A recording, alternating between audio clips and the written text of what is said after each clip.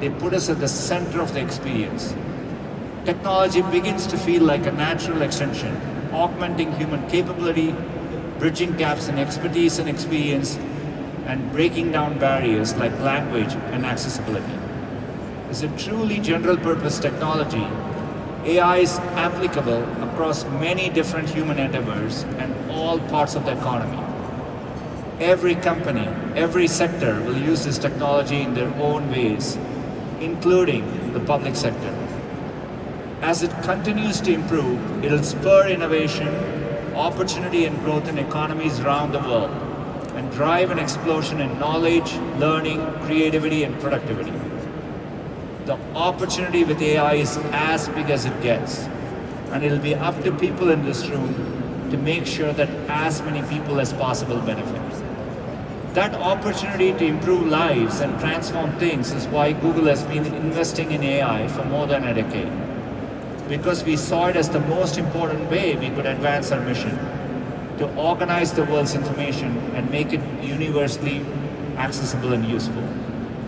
Looking back at the defining AI breakthroughs over the last decade, our researchers have been behind a significant number of them. From key language understanding techniques, to an AI that defeated the world's top Go players, to the transformer architecture which underlies today's generative AI revolution and powers the most advanced AI models. We continue to push the frontier. Our team's generative AI papers have been cited 3x more than any other company or educational institution in the world. Part of advancing the field has meant building the foundational infrastructure.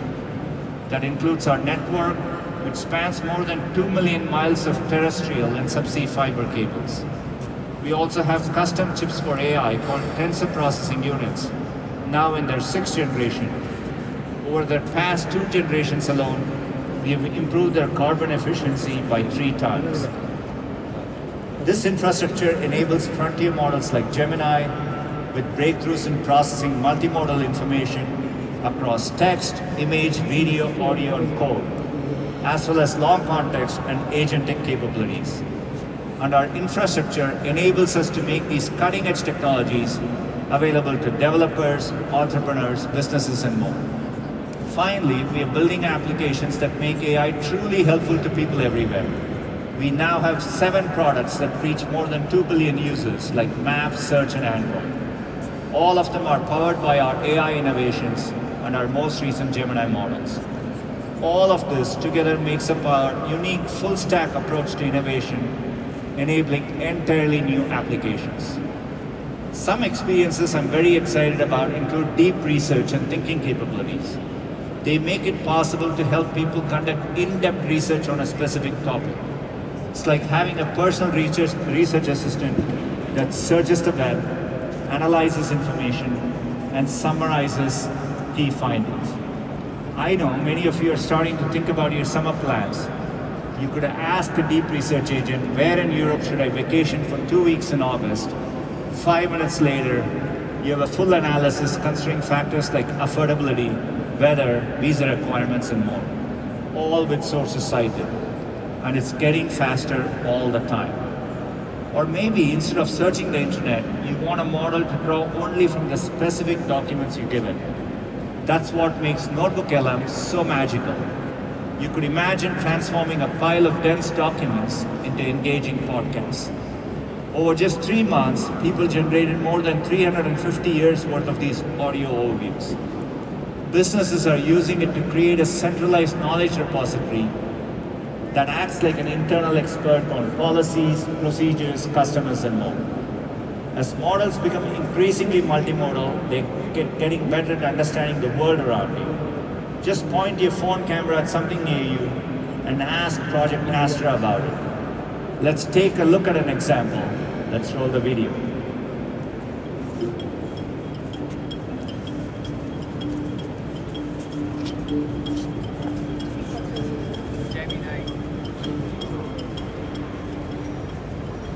I've always said scone, but now I'm hearing people say scone.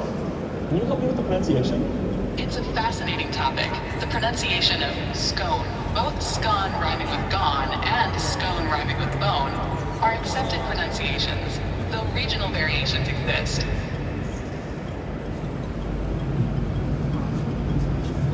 Will that bus take me anywhere near Chinatown? Yes, it does. The 24 bus route goes through Leicester Square, which is very close to Chinatown. I also met with some friends to test out the multilingual capabilities. Est-ce que tu peux me dire quelque chose d'intéressant comme ces lanternes? Bien sûr, je peux vous parler des lanternes. Les lanternes que vous voyez font partie de la porte d'entrée de Chinatown à Londres. Elles ont une signification culturelle pour les Chinois et sont souvent utilisées pendant les célébrations et les festivals. நிச்சயமாக இது லண்டனில் உள்ள China down நுழைவாய இது ஒரு குறிப்பிடத்தக்க அடையாளமாகும் இது அந்த பகுதியின் கலாச்சார முக்கியத்துவத்தை குறிக்கிறது.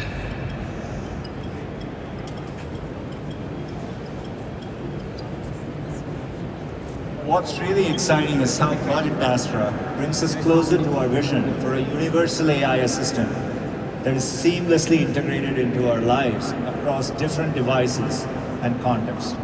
We're going to bring capabilities like this to our products soon.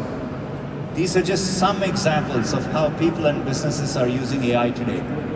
But some of the most exciting examples are happening across science and discovery. A powerful example is AlphaFold, a major breakthrough in predicting proteins' complex structures. That Nobel Prize toast I mentioned was a direct result of this work done by Demis and John at Google DeepMind. Demis, or should I say Sir Demis, is here today, and let's give him a round of applause.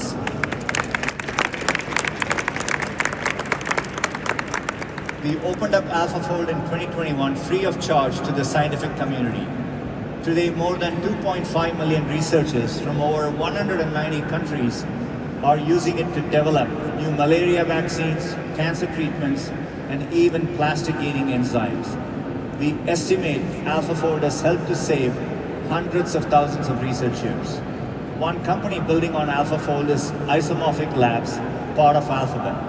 They're using machine learning in the drug design process to improve the success rate of therapies while reducing overall time and cost.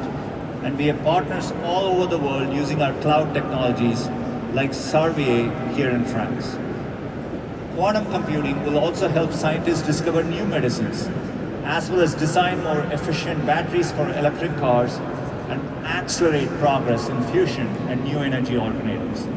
It's the next big paradigm shift in computing following AI, and we are making good progress. Our latest breakthrough was in December.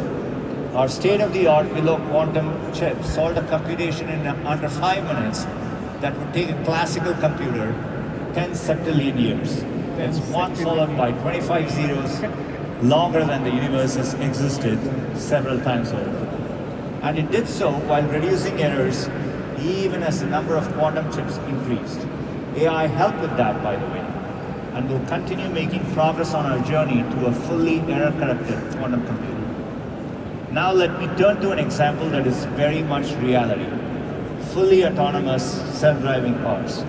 After years of scaling the technology, including an early partnership with Renault, recent progress has been absolutely breathtaking. In 2024, Waymo operating in 4 cities made over 4 million passenger trips. One of those trips recently brought me and my parents to a park near Golden Gate Bridge in San Francisco. I had obviously taken Waymos before, but watching my father, who's in his 80s, I saw the progress in a whole new light. You can see him there in the front seat, totally amazed. Here's a video that brings the magic to life.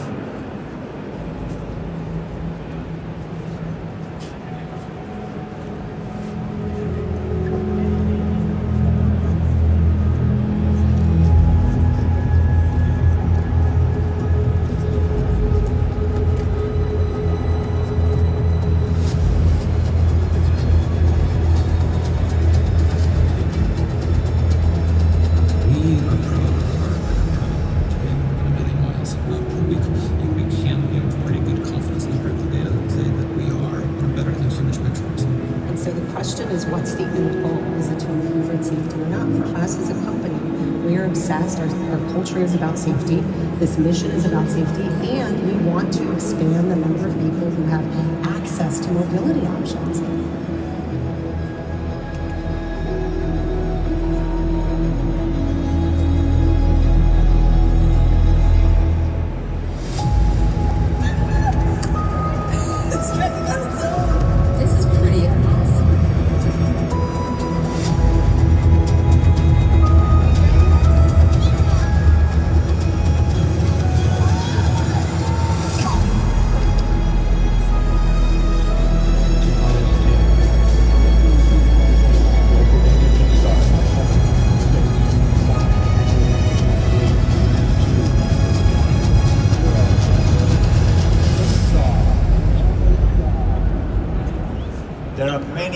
instances of how AI is already benefiting society. One example is expanding information access through languages. When Google Translate first started, the models relied on languages being widely represented on the web. But for most of the world's languages, especially in places like Africa, that wasn't the case. Using AI techniques, we added over 110 new languages to Google Translate last year, spoken by 500 million people around the world. That brings our total to 249 languages, including 60 African languages. More to come. Another huge opportunity space is health. Right here in Paris, we are excited to partner with Institute Curie to combine their world-class research with our cutting-edge AI. Our goal is to improve outcomes for women with a number of rare and deadly cancers, including identifying predictive biomarkers for certain uterine cancers or better predicting how breast cancer patients will respond to specific therapies. We are honored to work with the Institute Curie on this. In India and Thailand, we are partnering with local organizations to deliver 6 million AI screenings for diabetic retinopathy, a preventable cause of blindness. And we'll do this at no cost to patients. Beyond health, AI is improving how communities respond to natural disasters. Our AI-powered flood-up forecasts now cover more than 100 countries and more than 700 million people, giving local communities a 7-day lead time, even in areas where data is scarce. We're also using AI to map the boundaries of large wildfires and get people accurate information in 27 countries around the world. Over the past year, it reached 30 million people and helped people get to safety during the LA wildfires last month.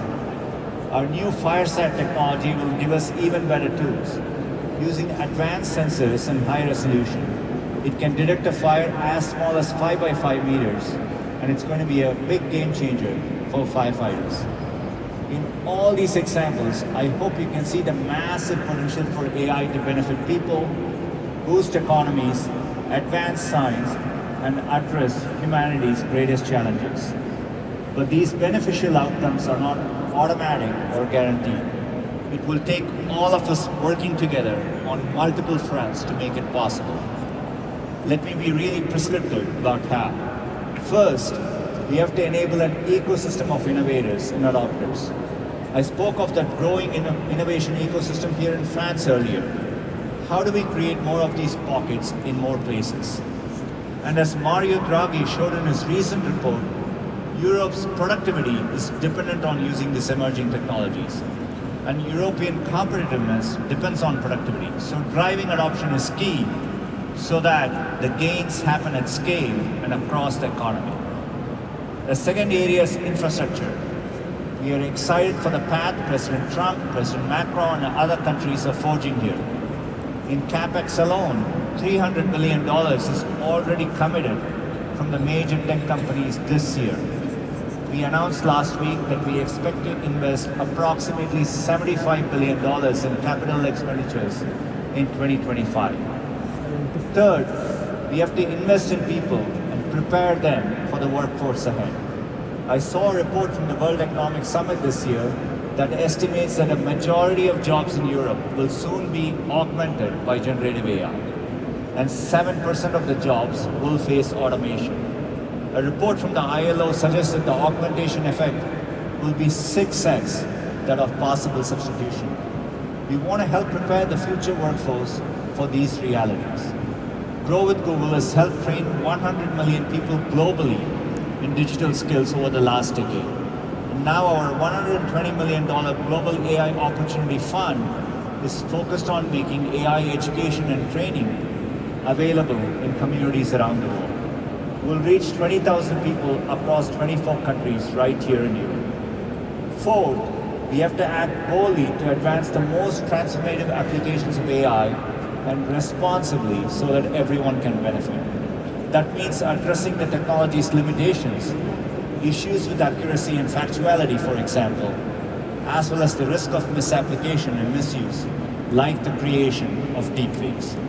It also presents new complexities, for example, the impact on the future of work, the need for energy, and the digital divide. I think about how fortunate I was to have access to technology, even if it came slowly. Not everyone had that chance. With AI, we have the chance to democratize access from the start, ensure that the digital divide doesn't become an AI divide, and make AI helpful for everyone.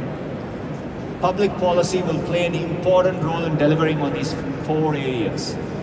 Successful policy addresses risks without stemming innovation, progress, and the positive impacts.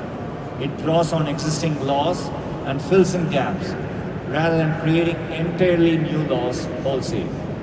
It's aligned across countries. AI can flourish if there is a fragmented regulatory environment with different rules across different countries and regions.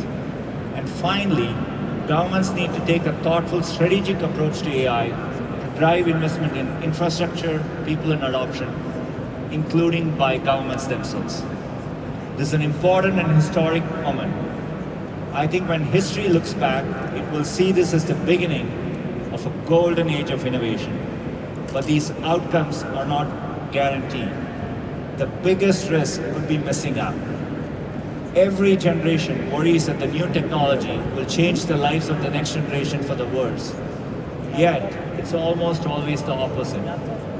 I grew up doing math using logarithmic tables. I was uncomfortable watching my kids learn math from smartphones. They've turned out just fine. We must not let our own bias for the present get in the way for the future. We have a once-in-a-generation opportunity to improve lives at the scale of AI. Let's do everything to make it possible. To close, we have one more example of how AI is making a difference. Let's roll the video. Funny thing. If you didn't have any, you wouldn't do any of this. December, I was going to start my dad leave, but unfortunately,